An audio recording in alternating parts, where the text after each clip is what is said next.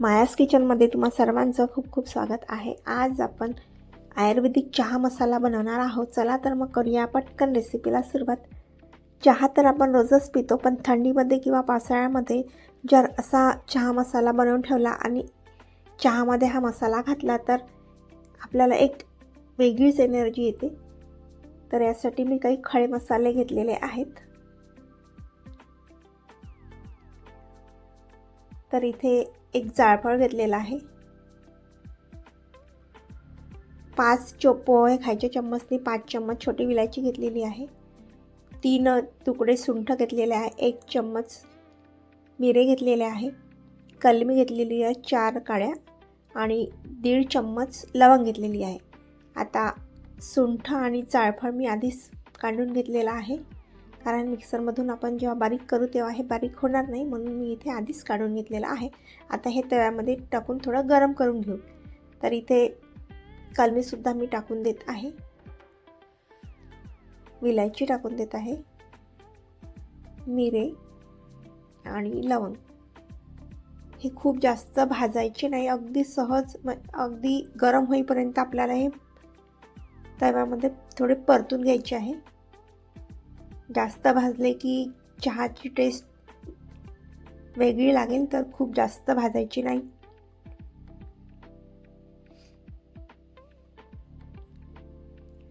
सर्दी किंवा खोकल्याला हा मसाला खूप अगदी रामबाण आहे। कसाही खोकला किंवा सर्दी झाली तर जर चहामध्ये आपण हा मसाला घातला तर आपली सर्दी खोकला बिलकुल नाहीसा होतो। तर इथे हे मसाले गरम झालेले आहे। आता एका प्लेटमध्ये हे काढून घेऊ आणि थंड झालं की मिक्सरमधून हे जाडसर याचं वाटण वाटून घेऊ। तर बघू शकता इथे मसाला सुद्धा तयार झालेला आहे। आता हा मसाला थंड झाला की एका बॉटलमध्ये मी भरून ठेवणार आहे आणि या मसाल्याला पाण्याचा हात लागायला नको, नाहीतर मसाला खराब होऊ शकतो।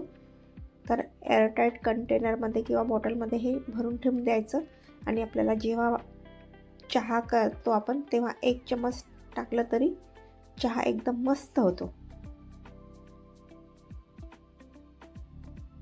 तर बघू शकता इथे मी या बॉटलमध्ये टाकून घेतलेला आहे।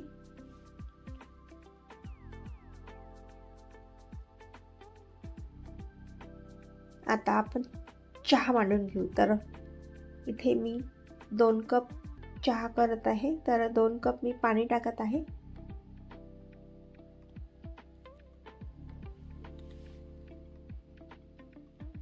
आता 3 चम्मच चहा पावडर टाकत आहे। 2 कपाला 3 चम्मच चहा पावडर पुरेशी आहे।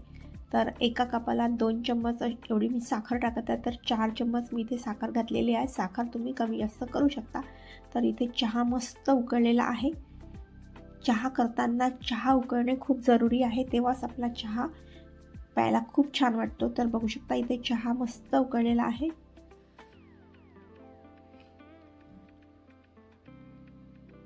कमीत कमी 5 ते 7 मिनिटपर्यंत मी हा चहा मस्त उकळून घेणार आहे। तर आता दूध घालून 1 कप दूध टाकलेलं आहे। आता चम्मचने छान मस्त चहा असा ढवळून घेऊ। दूध टाकल्यावर सुद्धा चहाला उकळी आलेली आहे। तर इथे मी परत म्हणजे पूर्ण चहा 5 ते 7 मिनिटपर्यंत छान उकळवून घेणार आहे। तर इथे आपला चहा सुद्धा छान तयार झालेला आहे। रंग बघा किती मस्त आलेला आहे। तुम्हाला ही रेसिपी कशी वाटली कमेंट करून नक्की कळवा। चॅनलवर नवीन असाल तर सबस्क्राईब करायला विसरू नका। आता या उकळलेल्या चहामध्ये मी 1 चम्मच चहा मसाला घातलेला आहे। आता मसाला घातल्यावर गॅस मी केला आहे बंद आणि बघू शकता चहा किती मस्त घट्टसर झालेला आहे। आता हा चहा आपण गाळून घेऊ। तर पुन्हा भेटू अशाच एका नवीन रेसिपी सोबत। तोपर्यंत बाय।